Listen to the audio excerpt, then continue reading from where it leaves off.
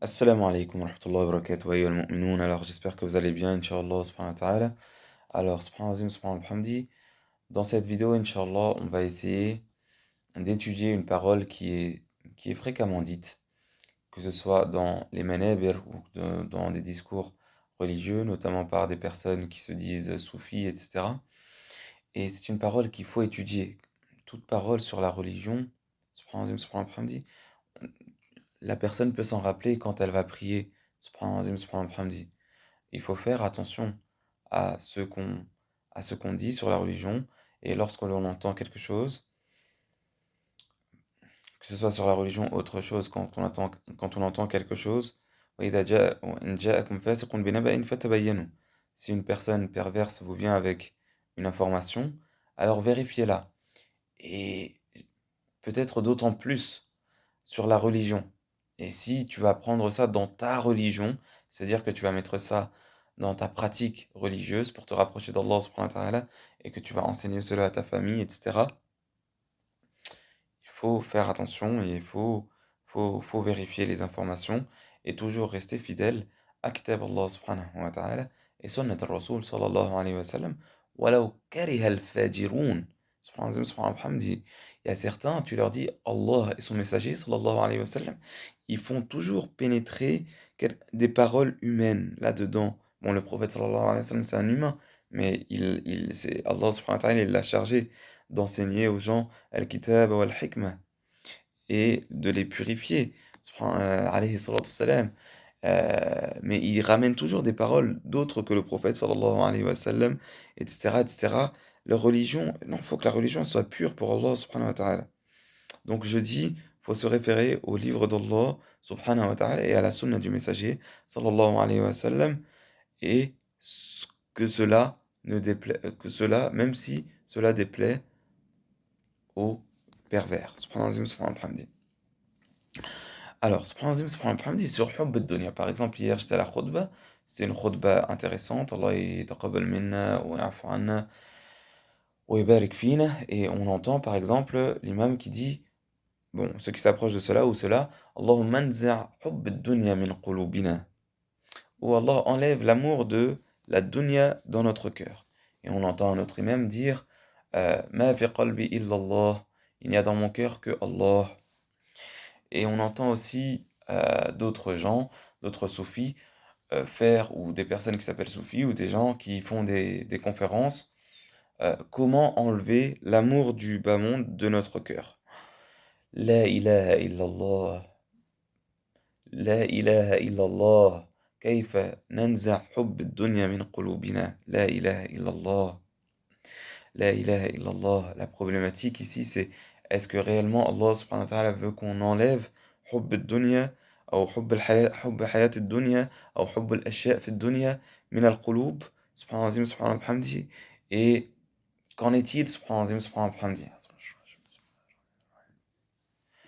Donc, أعوذ بالله من الشيطان الرجيم. بسم الله الرحمن الرحيم. Je vais expliquer سبحان الله العظيم سبحان الله وبحمده généralement pourquoi est-ce qu'on pourquoi est-ce que c'est problématique de dire ça avec récurrence? Ça, c'est le type de sujet qui revient avec récurrence. J'ai déjà vu une vidéo il y a quelques années sur est-ce que les plaisirs de ce bas monde sont réellement interdits? Et c'est des sujets qui reviennent jusqu'à ce que même Allah subhanahu wa ta'ala dit قُلْ مَنْ حَرَّمَ زِينَةَ اللَّهِ الَّتِي أَخْرَجَ لِعِبَادِهِ وَالطَّيِّبَاتِ مِنَ الرِّزْقِ jusqu'à la fin du verset dit qui est-ce qui a interdit les bonnes choses qu'Allah subhanahu wa ta'ala et les belles choses qu'Allah a sorties pour ses serviteurs jusqu'à la fin du verset. C'est un sujet dans la religiosité qui peut revenir fréquemment à chaque période, comme d'autres sujets, comme par exemple Sifat Allah subhanahu wa ta'ala, comme par exemple, euh, voilà, il y a différents sujets, il y a différents sujets sur le qadar par exemple, etc., qui reviennent à chaque période comme ça, et dont il faut parler, subhanallah, subhanallah, et dont il faut donner, et sur lesquels il faut donner la juste opinion, Inch'Allah, la juste chose, la juste réalité, subhanallah, la juste réalité, Inch'Allah, subhanahu wa ta'ala. Alors, a'ouzou billahi minash shaitanir rajim, bismillahir rahmanir rahim, je vais expliquer. Pourquoi est-ce qu'on peut pas dire qu'il faut enlever l'amour du bas monde et des choses de ce bas monde dans du cœur, subhanallah, parce que qu'est-ce que ça signifie? Qu'est-ce que ça signifie? Est-ce que c'est moi, j'ai toujours dit, ou je dis, Inch'Allah, de se référer au Kitab et à la Sunna. Quand tu enseignes le, la religion, tu te réfères au Kitab et à la Sunna. Où est-ce que tu trouves dans le Coran, par exemple, il faut enlever l'amour de ce bas monde du cœur. Subhanallah, subhanallah, hamdi. Alors, je vais dire pourquoi est-ce que c'est problématique et qu'est-ce qu'il faut faire, etc. Et voilà, donc Inch'Allah, donc voilà. Donc dans un premier temps, je vais expliquer avec mes mots, Inch'Allah, je vais expliquer le problème, Inch'Allah, subhanahu wa ta'ala, et avec aussi des mots, peut-être je vais prendre des références directement du Coran. Alors, subhanallah, subhanallah, hamdi. Dans ce bas monde-là, subhanallah, subhanallah, hamdi, tu as les bienfaits d'Allah subhanahu wa ta'ala. Dans ce bas monde-là, tu as les bienfaits d'Allah subhanahu wa ta'ala. Tu as par exemple la santé, pour ceux qui ont la santé. Les... Comment est-ce que tu as de la joie dans ce bas monde-là, par exemple avec les nourritures, subhanallah, subhanallah, hamdi, les bonnes nourritures, les larges palettes de nourriture que l'on a, subhanallah, subhanallah, hamdi, cette joie-là qu'on a, cette joie par exemple des épouses, des époux et des épouses, subhanallah, subhanallah, hamdi, cette joie des enfants, cette joie de la famille, cette joie des frères, etc., etc. Par exemple, le fait de profiter de la miséricorde d'Allah subhanahu wa ta'ala quand vous avez du bon air, des beaux paysages, wa fil an'am, et la beauté des bestiaux, des champs, etc., etc. Il y a de nombreux bienfaits dans ce bas monde-là, subhanahu wa ta'ala, qu'Allah subhanahu wa ta'ala évoque. Qu'Allah subhanahu wa ta'ala évoque. Par exemple, bah, qu'évoque, vous lisez le Coran, je pense, subhanahu wa ta'ala, ces versets, ces bienfaits qu'Allah subhanahu wa ta'ala évoque. Et le plus grand plaisir aussi du dhikr d'Allah subhanahu wa ta'ala, de l'apprentissage de la religion d'Allah subhanahu wa ta'ala, de l'étude du livre d'Allah subhanahu wa ta'ala, qui sont des, qui donnent une grande joie, Inch'Allah subhanahu wa ta'ala, et qui élèvent la personne, subhanahu wa ta'ala. Avec cela, il y a la connaissance même d'Allah subhanahu wa ta'ala. Tu connais El-Mun'im. Tu connais El-Mun'im. C'est celui, le bienfaiteur subhanahu wa ta'ala. Tu vois comment il peut te mettre, il peut descendre sur toi ses bienfaits. Tu vois sa richesse. Tu vois sa générosité. Tu vois sa miséricorde. Tu connais Allah subhanahu wa ta'ala. Et tu le remercies. Et tu l'adores. Et tu espères plus, Inch'Allah subhanahu wa ta'ala, c'est-à-dire el-Jannah. Subhanallah al-Azim, subhanallah al-Hamdi. Donc Allah subhanahu wa ta'ala évoque ses bienfaits. Et avec ces bienfaits, tu connais Allah subhanahu wa ta'ala. Tu peux avoir de la foi avec ça, subhanallah al-Azim, subhanallah al-Hamdi. De la foi, c'est-à-dire de la prière d'Allah subhanahu wa ta'ala, d'avoir encore de ces bienfaits-là. Tu as de la gratitude vis-à-vis d'Allah subhanahu wa ta'ala. Tashkurun, subhanallah al-Azim, subhanallah al-Hamdi. Donc de l'espérance, de la gratitude, de la connaissance. Subhanallah al-Azim, subhanallah al-Hamdi. سبحان العظيم سبحان بحمدي سبحان العظيم سبحان بحمدي سبحان العظيم سبحان بحمدي سبحان العظيم سبحان بحمدي. Comment enlever سبحان العظيم سبحان بحمدي? Qu'est-ce que tu سبحان العظيم سبحان بحمدي? Vous voyez, subhanallah, subhanallah, hamdi. Faut remercier Allah subhanahu wa ta'ala et espérer plus, et espérer le Jannah. Mais les bienfaits de ce bas monde-là, alhamdulillah, faut demander. Le prophète sallallahu alayhi wa sallam, qu'est-ce qu'il disait? Il disait, Allahumma rabbana atina fi dunya hasana, wa fil akhirah hasana, wa qina adhab al-nar. Allahumma aslih li dini, alladhi huwa asmatu amri, wa aslih li dunyaya allati fiha ma'ashi, wa aslih li akhirati allati fiha ma'adi. Subhanallah, subhanallah, hamdi. ومتعنا اللهم بأسماعنا وأبصارنا ما أحييتنا وقوتنا ما أحييتنا واجعله الوارث bon, subhanallah, subhanallah, hamdi, ou proche de cela, subhanallah, subhanallah, hamdi.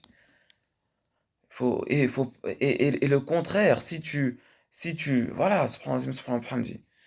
Et le contraire, le problème, si tu enlèves l'amour, ou bah, tu vas pas connaître Allah subhanahu wa ta'ala, tu vas pas connaître la valeur des choses. Les choses ont des valeurs différentes.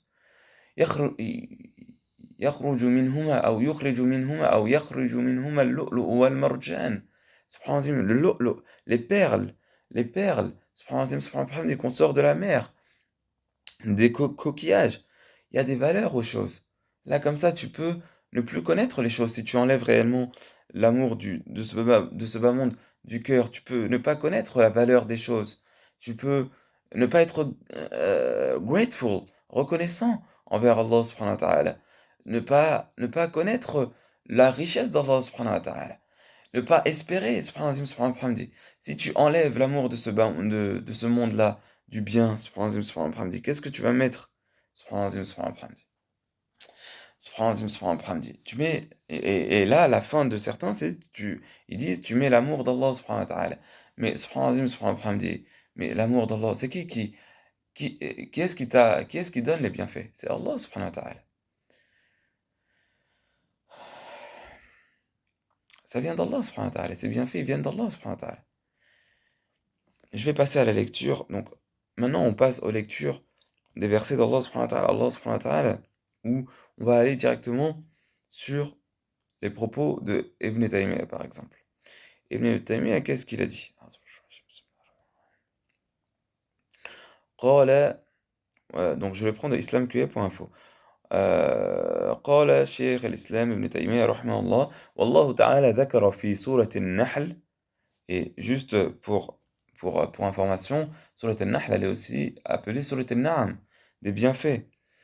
والله تعالى ذكر في سورة النحل إنعامه على عباده فذكر في أول السورة أصول النعم التي لا يعيش بنو آدم إلا بها وذكر في أثنائها تمام النعم التي لا يطيب عيشهم إلا بها فذكر في أولها الرزق الذي لا بد لهم منه وذكر ما يدفع البرد من الكسوة بقوله أعوذ بالله من الشيطان الرجيم بسم الله الرحمن الرحيم والأنعام خلقها لكم فيها دفء ومنافع ومنها تأكلون ثم في أثناء السورة ذكر لهم المساكن والمنافع التي